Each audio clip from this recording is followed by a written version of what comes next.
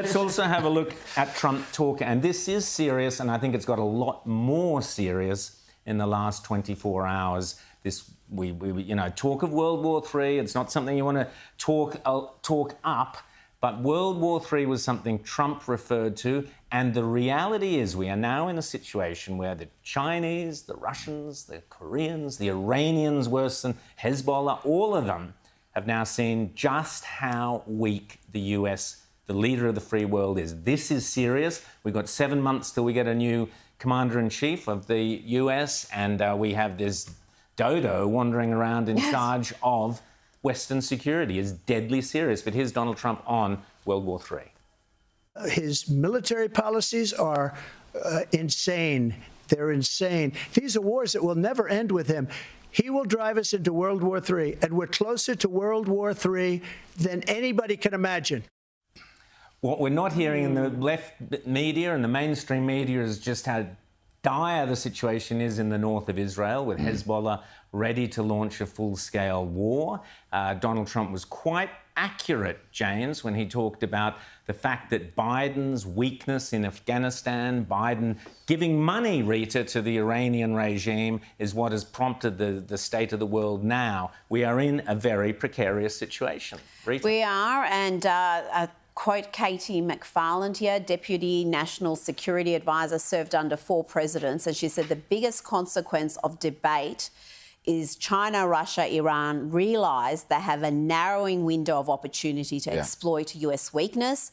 They know Trump will be tough on them, so they will press their advantage now while Biden is still in the White House. And she said the next few months are a period of maximum vulnerability for the US James? and for the world, really. Absolutely. Well, there's vulnerability in 2 fronts. First, domestically, and we need to talk about that because you'd think it'd be a pretty precarious time over the next 7 months in the US, because Biden, during that debate, essentially said if you vote MAGA, you are anti-democracy. So he's labelled half the country anti-democracy, and he wants to run on this is all about democracy, which, incidentally, if you replace Biden at this point, how can you then run on saving democracy? They ran primaries, but the Democrats have voted for their candidate. Correct. It's not like there wasn't... I know, and there's some of them, Wisconsin and others, it's too late. Biden will be on the ballot. So essentially the Democrats are stoking a civil war domestically, and that's before we talk about what's happening internationally, which, of course, Putin, Xi Jinping, others, as you've mentioned, their time is now. It's a terrifying 7 months that lie ahead of us.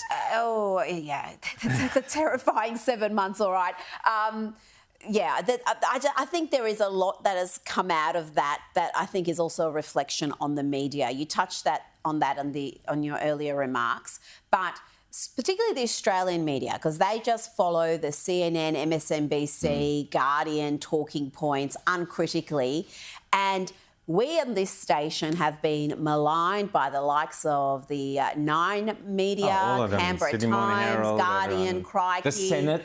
The Senate, but saying that we have run conspiracy theories about Biden's cognitive decline when we've talked about it, when we've played videos, unedited videos, mind you, and now they're just memory holing all that. It's like, oh, no, Biden's obviously not okay, but completely giving themselves, exonerating their own behaviour over the last 3.5 years, which is demonising anyone who's actually pointed out the truth. You're 100% correct. Later on, we'll show a bit of the ABC making complete fools of themselves on a related issue.